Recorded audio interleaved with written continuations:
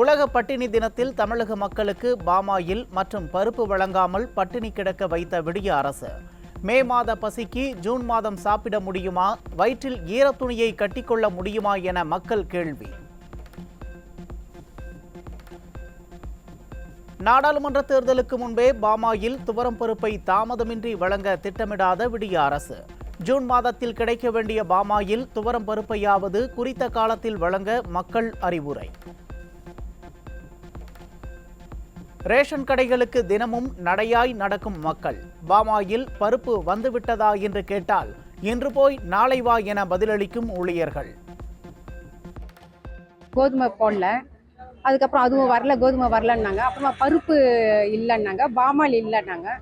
சரி கொஞ்சம் நாளைக்கு வரலாமா, நாளைக்கு வந்து பார்க்குறேன், நாளைக்கு வந்து பார்க்குறேன். ஒவ்வொரு நாளும் 5ஆம் தேதியிலேருந்து பார்த்துட்டு தான் இருந்தோம்.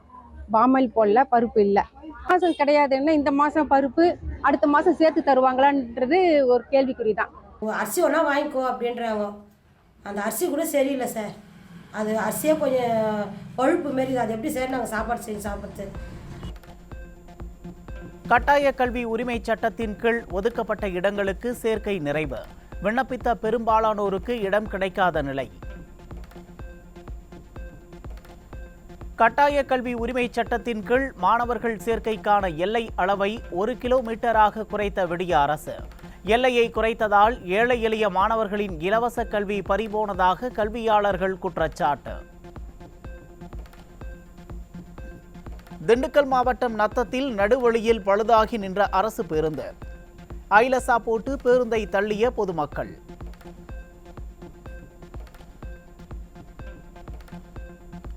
பொதுமக்கள் அளிக்கும் மனுக்கள் மீது தீர்வு காண்பதில் அஜாக்கிரதை.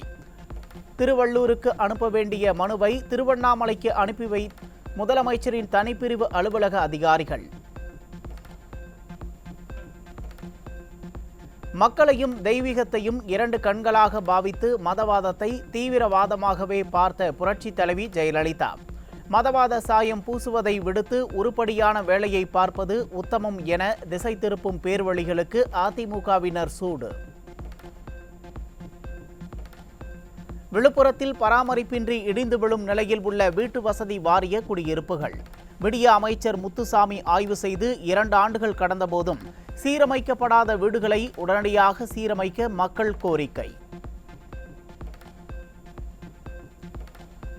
3 கட்ட ஊதிய ஒப்பந்த பேச்சுவார்த்தையில் முன்னேற்றம் ஏற்படாததால் போக்குவரத்து ஊழியர்கள் கவலை. உயர்நீதிமன்ற உத்தரவுக்கு பின்பும் விடிய அரசு தீர்வு காண முன்வராத நிலையில் ஜூன் 2வது வாரத்தில் போக்குவரத்து தொழிற்சங்கங்கள் போராட்டம். பொம்மை முதல்வரின் செயல்பாடு லாயத்தில் இருந்து குதிரை ஓடிய பின்பு லாயத்துக்கு பூட்டு போடுகிறேன் என்பது போல இருக்கிறது. முல்லை பெரியாறு விவகாரத்தில் கும்பகர்ண தூக்கத்தில் இருந்ததை சாடிய எதிர்க்கட்சி துணைத் தலைவர் RB உதயகுமார். இதனுடைய செயல் இப்போதுதான் கடிதம் எழுதியிருக்கிறார்.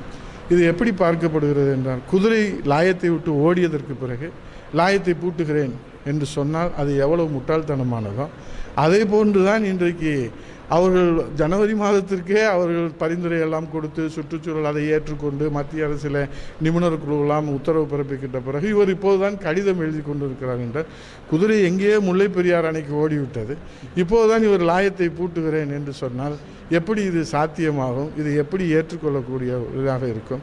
ஆகவே இது ஒரு கண்கட்ட பிறகு சூரிய நமஸ்காரம் என்பதைப் போல இது போன்ற ஒரு செயலை மக்கள் வன்மையாக கண்டிக்கின்றோம். தமிழகத்தின் நீர் ஆதார உரிமைகளை காக்க புரட்சி தலைவி வழியை ஸ்டாலின் பின்பற்ற வேண்டும். தமிழ்நாடு அனைத்து விவசாயிகள் சங்க ஒருங்கிணைப்பு குழு தலைவர் PR பாண்டியன் அறிவுரை. புரட்சி தலைவி ஜெயலலிதா ஆட்சி காலத்தில் எடுக்கப்பட்ட சட்ட நடவடிக்கை காரணமாகவே நீர் ஆதார உரிமைகள் காக்கப்பட்டன. மதுரையில் நடைபெற்ற போராட்டத்தில் PR பாண்டியன் பேச்சு. அரசியல் அணி என்கிற வேறால் கேரள அரசின் தமிழருக்கு விரோத நடவடிக்கைகளை துணை போகக்கூடாது. திமுக மோடி அரசோடு துணை போவதை கைவிட்டு பகிரங்கமாக எதிர்ப்பதற்கு முன்னாள் முதலமைச்சர் அம்மையார் ஜெயலலிதா வழியை ஸ்டாலின் பின்பற்ற வேண்டும். நீராதார உரிமைகளில் அவர் எடுத்த சட்ட நடவடிக்கைகளை ஸ்டாலின் பின்பற்ற வேண்டும். அவர் பெற்றுத்தந்த உரிமைகளை பறிகொடுப்பதை அனுமதிக்க கூடாது என்று வலியுறுத்திதான் இந்த போராட்டத்தை தீவிரப்படுத்தியிருக்கிறோம். யூடியூபர் இர்ஃபானுக்கு கருணை காட்டாமல் உரிய சட்ட நடவடிக்கை எடுக்க ஜவாஹிருல்லா வலியுறுத்தல். தமிழக சுகாதாரத்துறை அமைச்சர் மாசுவின் தலையில் குட்டு வைத்த திமுக கூட்டணி கட்சியான மனிதநேய மக்கள் கட்சி. சென்னை குன்றத்தூர் அடுத்த மலையம்பாக்கத்தில் சாலையில் நடந்து சென்ற செங்கல் சூளை தொழிலாளி கத்தியால் குத்தி படுகொலை. செல்போனை பறித்து சென்ற கொலையாளிகளுக்கு போலீஸ் வலைவீச்சு. குடும்ப தகராறில் தங்கையின் கணவரை உருட்டுக்கட்டையால் தாக்கி கொன்ற கொடூரம். சென்னை திருமுல்லை வாயல் காவல் நிலையம் அருகே நடந்த பரபரப்பு சம்பவம். காஞ்சிபுரம் மாவட்டம் கட்டவாக்கத்தில் மூதாட்டியை கொலை செய்து 6 லட்சம் ரூபாய் மதிப்பிலான தங்க நகைகள் கொள்ளை. மூதாட்டியின் வீட்டில் வாடகைக்கு தங்கியிருந்த வடமாநில நபர்களிடம் போலீசார் தீவிர விசாரணை. சென்னை வெள்ளிவாக்கத்தில் 11 வயது சிறுமியை 5க்கும் மேற்பட்டோர் கூட்டு பாலியல் வன்கொடுமை செய்த கொடூரம். சிறுமியின் பாட்டி கொடுத்த புகாரில் சிறுமியின் பெரியப்பா மகன்கள் உட்பட 3 பேர் கைது. மயிலாடுதுறை மாவட்டம் சீர்காழி அருகே விடியா திமுக பிரமுகரின் வீட்டு கழிவுநீர் தேக்க தொட்டியில் இருந்து கைப்பற்றப்பட்ட மனித எலும்புக்கூடு சேலை. கொலையானது பெண்ணா என சந்தேகம் எழுந்துள்ள நிலையில் திமுக பிரமுகரை கைது செய்து விசாரிக்க கோரிக்கை. ராமநாதபுரம் அருகே குடும்ப பிரச்சனையில் மகனை கத்தியால் குத்தி கொலை செய்த கொடூரம். தலைமறைவான தந்தையை தீவிரமாக தேடி வரும் போலீசார். திருப்பூர் அருகே கார்களில் கடத்தி வரப்பட்ட 1658 கிலோ குட்கா சிக்கியது. விடியா திமுக ஆட்சியின் அவலத்தால் டாலர் சிட்டி குட்கா சிட்டியாக மாறிவரும் அவலம். சென்னை செம்பியத்தில் 3300 போதை மாத்திரைகளை வைத்திருந்தவர் கைது. நிர்வாக திறனற்ற விடியா திமுக ஆட்சியில் போதை மாத்திரை, குட்கா உள்ளிட்ட போதை வஸ்துக்களின் கடத்தல் அதிகரித்துள்ளதாக பொதுமக்கள் குற்றச்சாட்டு. வேலூர் அருகே 6 கிலோ கஞ்சாவை கேரளாவுக்கு கடத்தி செல்ல முயன்ற 3 பேர் கைது. திறமையற்ற ஆட்சி நிர்வாகத்தின் அவலத்தால் சந்தி சிரிக்கும் சட்டம் ஒழுங்கு. நன்னிலம் அருகே தடை செய்யப்பட்ட குட்கா போதைப் பொருள் பிடிபட்டது. திறமையற்ற ஆட்சி நிர்வாகத்தால் குட்கா உள்ளிட்ட போதை வஸ்துக்கள் தங்கு தடையின்றி கிடைப்பதாக பொதுமக்கள் குற்றச்சாட்டு. சென்னையில் கடந்த 2 வாரங்களில் குண்டர் தடுப்புச் சட்டத்தில் 89 பேர் கைது. சென்னையில் நாளுக்கு நாள் குற்றங்கள் அதிகரித்து வரும் நிலையில் குற்றங்களே இல்லாத தமிழகத்தின் தலைநகர் என கூறுவதா என மக்கள் கேள்வி. கிருஷ்ணகிரி மாவட்டம் தேன்கனிக்கோட்டை அருகே கள்ளத்தனமாக நாட்டு துப்பாக்கி தயாரித்தவர் கைது.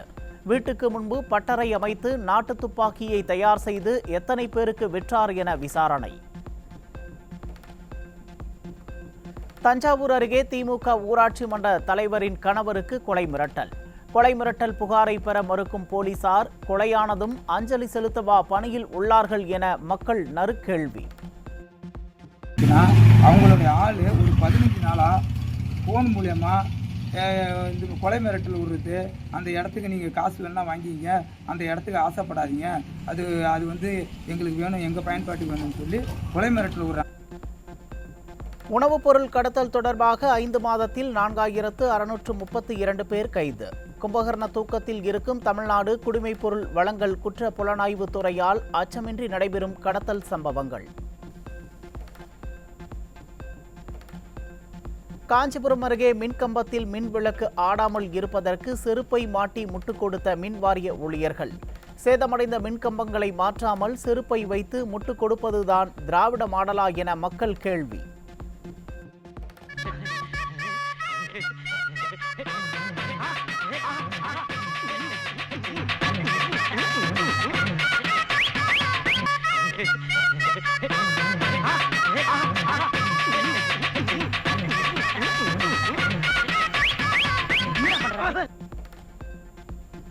சீர்காழியில் தெருநாய் கடித்து முதியவர் உட்பட 4 பேர் காயம். தெருக்களில் சுற்றித் திரியும் தெருநாய்களை அப்புறப்படுத்த விடிய அரசின் மாவட்ட நிர்வாகத்திற்கு மக்கள் வலியுறுத்தல். கடலூர் அருகே குளிர்பானத்தில் விஷப்பூச்சி கிடந்ததால் பொதுமக்கள் அதிர்ச்சி.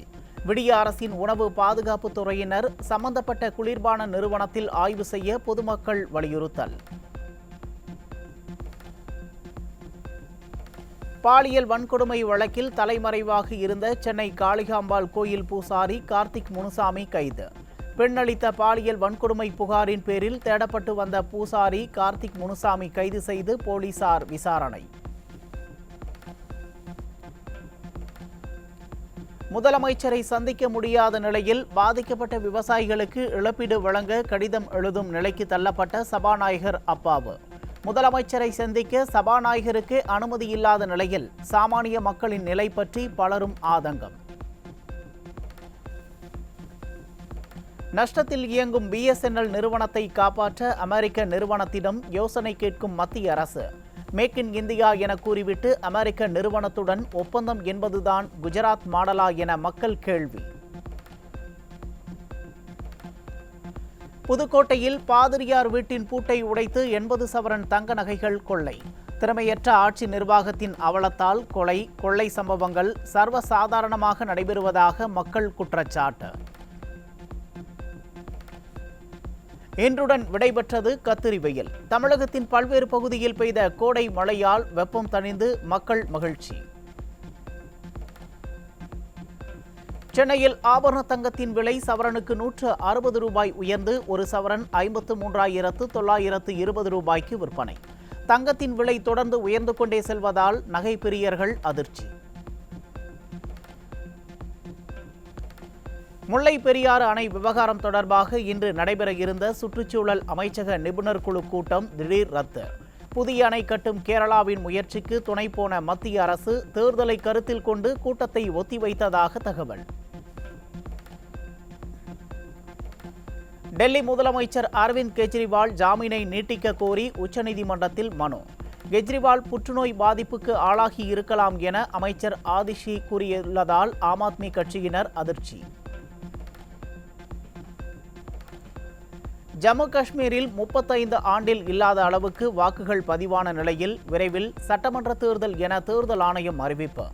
2019ஆம் ஆண்டு காஷ்மீர் மாநில சட்டப்பேரவை கலைக்கப்பட்ட நிலையில் 5 ஆண்டுகளுக்கு பின் நடைபெறும் சட்டமன்ற தேர்தல். தென்மேற்கு பருவமழையால் ஆரம்பத்திலேயே அதிரும் கேரளா.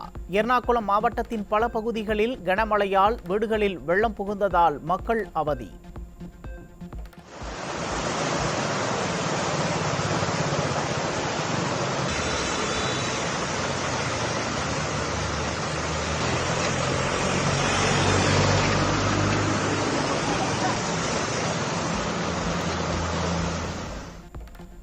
சாலை பாதுகாப்பில் மெத்தனம் காட்டும் மத்திய மாநில அரசுகளால் நாடு முழுவதும் சாலை விபத்துக்கள் அதிகரிப்பு. கர்நாடக மாநிலத்தில் 24 மணி நேரத்தில் 51 இருசக்கர வாகன விபத்துக்களில் 30 பேர் மரணமடைந்ததால் மக்கள் அதிர்ச்சி. 2023ஆம் ஆண்டில் 20,000 IT ஊழியர்கள் பணியில் இருந்து விடுவிக்கப்பட்டதாக அதிர்ச்சி தகவல். IT ஊழியர் சம்மேளனம் வெளியிட்ட தகவலால் பணியில் உள்ள IT ஊழியர்கள் அச்சம்.